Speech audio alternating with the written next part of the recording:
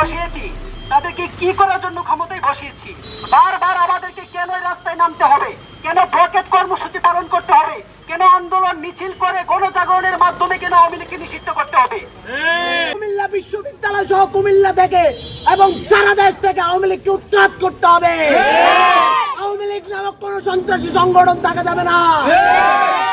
আমরা আজ এখানে শুধুমাত্র একত্রিত হয়েছি আওয়ামী লীগকে নিষিদ্ধ করার প্রশ্নে। আমাদের প্রত্যাশা ছিল ইন্টারিম গভর্নমেন্ট ক্ষমতায় বসার পরপরই এই সকল বিচার করবে।